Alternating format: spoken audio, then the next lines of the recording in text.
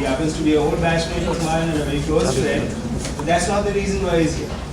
That's the reason why I accepted the call. I will read out the official introduction to Shobhu Shetty. Then I will tell you a couple of things about him, which is not there in the official introduction. He was born in December 1952, which makes him about a year younger than me.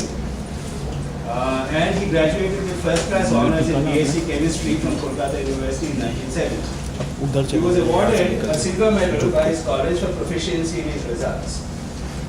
He passed out from IIM Calcutta in 1973 and he secured the second position in the Order of Merit and was placed in the Institute's Roll of Honor.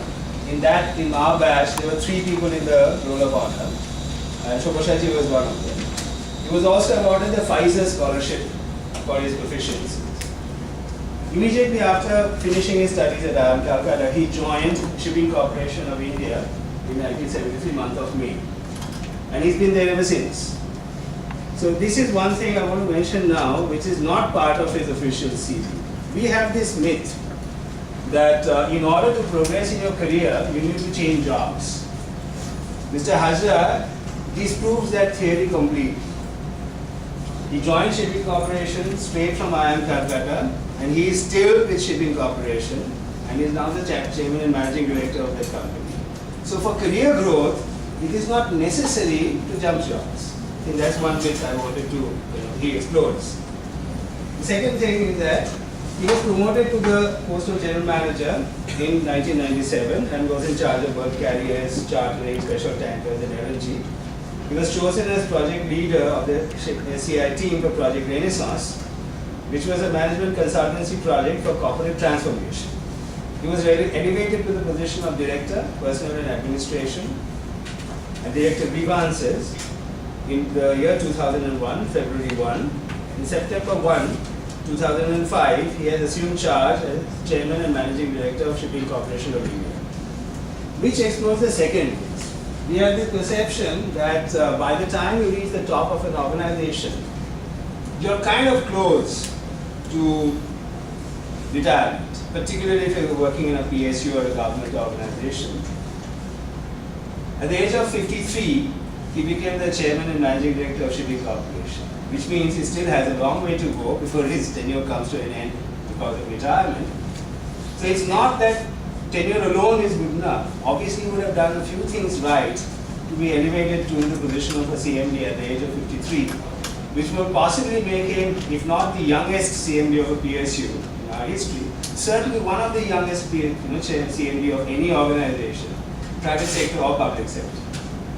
Okay, so to keep that in mind as the second myth busted. He has delivered many speeches and made presentations on various national and international seminars and conferences on a vast range of maritime-related issues.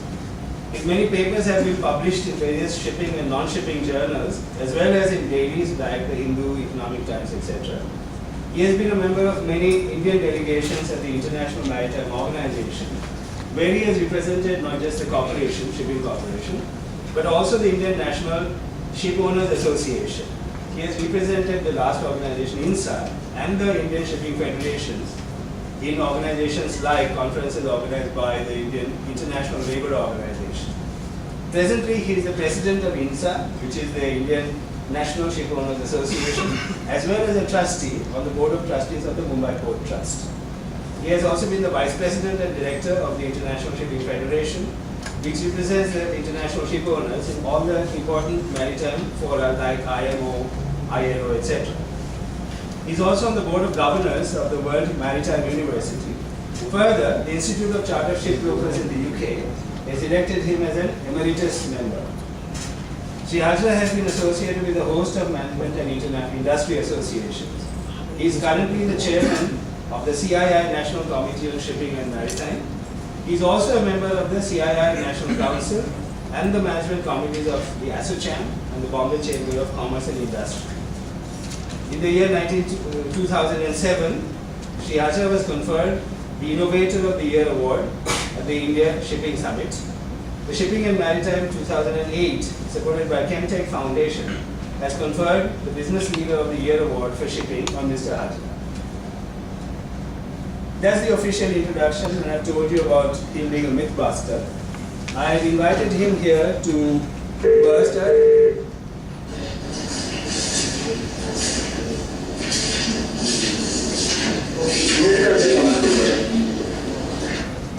I invited him here to help bust a third myth. When you hear the word, or when we hear the word public sector organization, public sector banks, what comes to our mind is inefficiency, slow, etc., etc.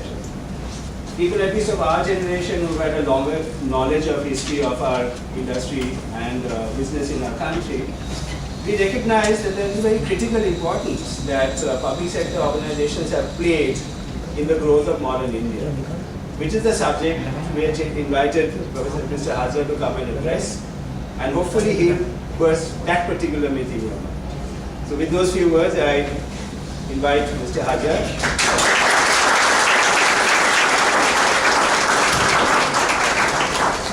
Thank you very much, Jantu. It's always embarrassing to listen to one's own CV being read out. But obviously, whenever routine course, anyone asks my CV, my office just forwards it. I always feel I wish I had a role in that, then I would have cut it into at least 1/3, 1/4. First thing I want to tell all of you is that I don't want this session to be a monologue. You are absolutely free to stop me at any point of time, not only for questions, but also for comments, observations. If you feel that I am talking absolutely rubbish, please feel free to stop me and point out why I am, in your opinion, absolutely rubbish. Another thing I always say, whenever you have not too many times, I take this pleasure of sessions. Whenever I do take, I always mention that please do believe that no question can ever be foolish. Answer can be yes. Answer can be foolish, but not question. And if something is sort of creeping up in your mind, by raising that question, more often than not, you will help your fellow participants, because most likely the same question is also in their minds, but they are just feeling shy to raise it. So with this very brief introduction, and also saying that I was reading a speech given by our modern day great scientist, Nisharda. I was just going through, it was put up on our IIMC Alumni Association website. And one sentence which really I liked, he mentioned that whenever he is with the younger generation, the young folks, he feels extremely happy, because that not only adds years to his life, but it also adds life to his years. So I found this statement to be very nice. So I thought I'll just take the opportunity of repeating it. Jantu, why don't you sit down somewhere? I will. If you come closer, then your mic can pick up your voice. Oh, I see. And I hope, I mean, this is such a small room, and in addition to everything else, which Jantu, of course, had no reason to mention, I'm also very fond of singing. I can sing without the help of a microphone, at least to a small audience. So I'm sure whatever I said already has been more than audible to you.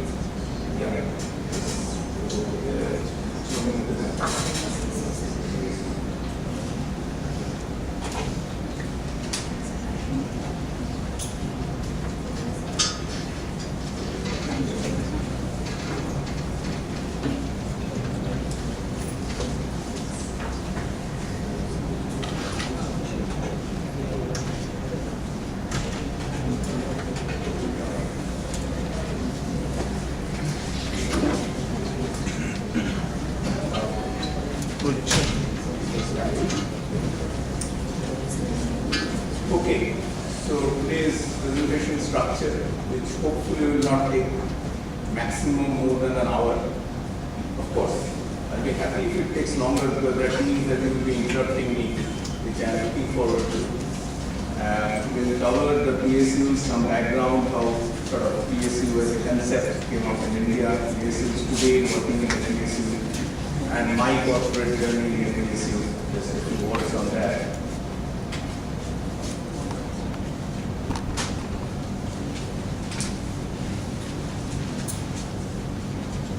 During, just after independence, India adopted a mixed economy where, of course, public sector and private sector both were given equal importance. But actually, this concept of PSU came well before the independence. In 1938, a national planning committee was constituted by Indian National Congress, basically to deal with the subject of industrial development.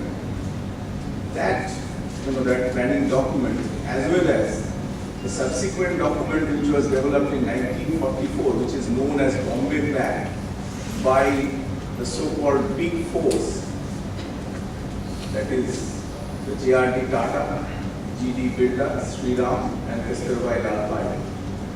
This basically, focused on the vital importance of central planning for a country like India, which did not have enough resources. So obviously planning becomes more important for a country which has lack of resources. And also the concept of the capital goods industry and the concept of public sector undertakings. So it's basically this 1938 document and 1944 document which laid foundation to the concept of PSUs after the independence.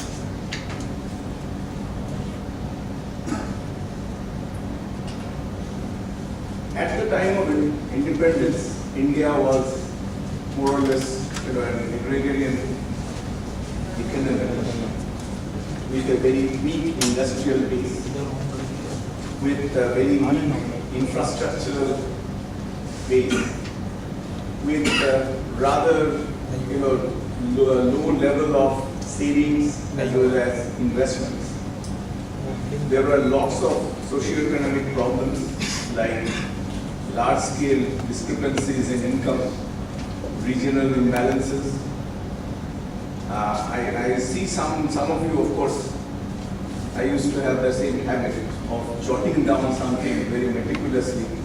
I think not only the PowerPoint presentation, but maybe just a short paper also has been sent to the institute, so you'll get it. So while India some at of you independence can बड़ा कर दो. possibly concentrate better while jotting down, I don't mind, but try to concentrate आप उधर ही खड़े रहो. more on whatever I'm saying instead of just trying to jot it down, which was my habit and I may have lost something.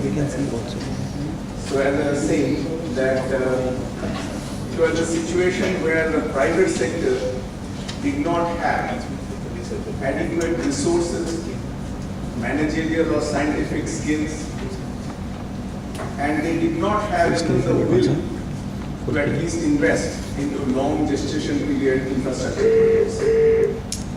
And the country as a policy wanted to, which of course I suppose is there even today, alleviate poverty.